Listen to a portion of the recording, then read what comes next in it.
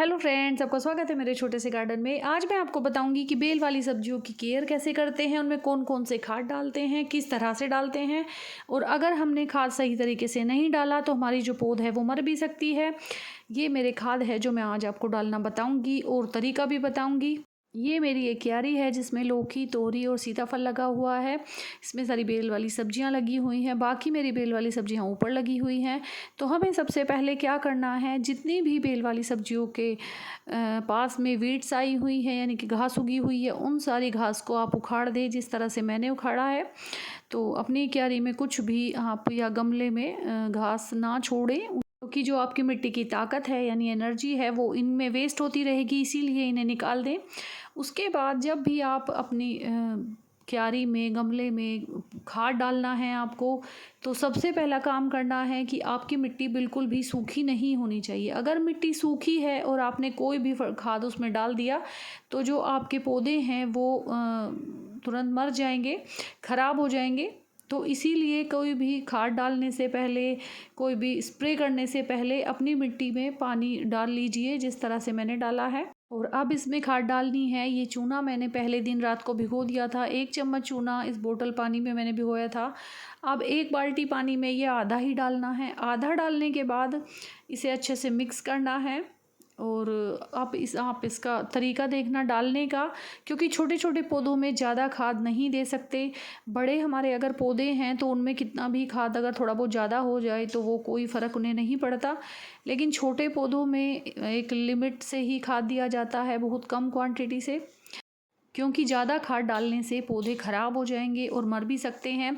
इसीलिए इनमें खाद बहुत हिसाब से डालना पड़ता है। जैसे कि आप देख सकते हैं, मैंने 1 डब्बा पानी में चूने के 2 कप डाले थे, चूने के पानी के। के बाद ये वाला जो खाद है ये मैंने आज ही बनाया है। इसमें वर्मी कंपोस्ट, किचन कंपोस्ट और थोड़ा गुड़ डालकर मैंने ये भिगो दिया है। ये 2-4 दिन में तैयार हो जाएगा।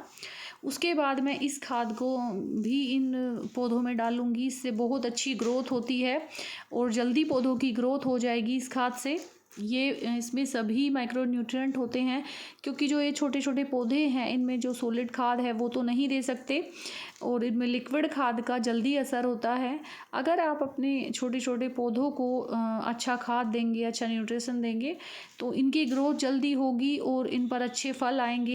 क्योंकि बेल वाली सब्जियों को जो खाद की ज़रूरत ज़्यादा होती है, क्योंकि उस पर ज़्यादा फ्रूटिंग होती है, ज़्यादा बड़ी वो फैलती हैं, इसीलिए उन पर छोटे से पौधे से ही खाद डालते रहें। मैं हर चौथे दिन, हर 4 दिन के बाद या 5 दिन के बाद इसमें कोई ना कोई लिक्विड खाद बनाकर डालें जिससे इसकी ग्रोथ अच्छी हो। एक बार बनाना पील का फर्टिलाइज़र डाल दिया तो अगली बार माइक्रो न्यूट्रिएंट का, जो आपके vermicompost, kitchen waste compost का लिक्विड फर्टिलाइज़र बना के उसके बाद आप छाछ डाल सकते हैं। इसी तरह से आप हफ्ते में 1 बार या 5 या 4 दिन में 1 बार इसमें ज़रूर खाद डालते रहें। फिर आप देखेंगे कि आपके पौधे की कितनी कमाल की ग्रोथ है और आपके पौधे पर कितने ज़्यादा फल आए हैं। इसका रिज़ल्ट आपको ज़रूर मिलेगा। और आप अपने बेल वाली जो सब्जियां हैं या कोई भी आपके प्लांट है, जब उन पर 4 पत्ते आ जाते हैं तब से ही उन पर नीम ऑयल का स्प्रे भी आपको करना है और तभी से ही आपको खाद भी देने हैं। खाद आप अगर छोटे से पौधे से ही डालते रहेंगे हर हफ्ते, तो आप देखेंगे कि आपके पौधे की कितनी अच्छी ग्रोथ हुई है, उस पर भर भर के फल आएंगे।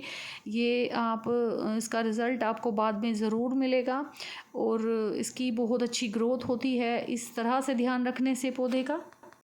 और ये है खट्टी छाछ का फर्टिलाइज़र। ये भी अपने पौधों पे मैंने कुछ दिन पहले दिया था। आप देख सकते हैं उस टाइम मेरे पौधों को जब मैंने छाछ दी थी, तो आपको क्या करना है, अगर आपके पास 1 डब्बा छाछ है तो अगर आप उसमें 4 डब्बे पानी मिलाते हो तो छोटे पौधों के लिए आप उसमें 6 डब्बे पानी मिलाओगे। और 6 डब्बे छाछ में ही नहीं, कोई भी लिक्विड फर्टिलाइज़र हो उसमें आपको 2 डब्बे फालतू पानी मिलाना है, क्योंकि जो बड़े पौधे हैं वो तो ज़्यादा खाद एडजस्ट कर लेते हैं, लेकिन छोटे पौधों में ज़्यादा खाद होने से वो मर सकते हैं, जल सकते हैं। इसीलिए आपको पानी ज़्यादा मिलाना है और इस तरह से जड़ों के थोड़ी दूरी पर आपको ये फर्टिलाइज़र डाल देना है। डालने के बाद आपका इसका रिज़ल्ट देखोगे। लौकी में तो इसका कमाल का रिज़ल्ट है, बल्कि सभी प्लांट में खट्टी लस्सी का बहुत अच्छा रिज़ल्ट मुझे मिलता है। तो इसी तरह से आप भी अपने पौधों में खट्टी लस्सी ज़रूर डालें जब भी आपके पास एक्स्ट्रा हो। तो क्योंकि इसमें अगर आपके मिट्टी में फंगस है तो वो उसे भी ये कंट्रोल करती है और आपके प्लांट की ग्रीनरी को ये बढ़ाती है। बहुत अच्छा फर्टिलाइज़र है ये। उसके बाद आपको बायो एंजाइम भी आप अपने पौधों में डाल सकते हैं।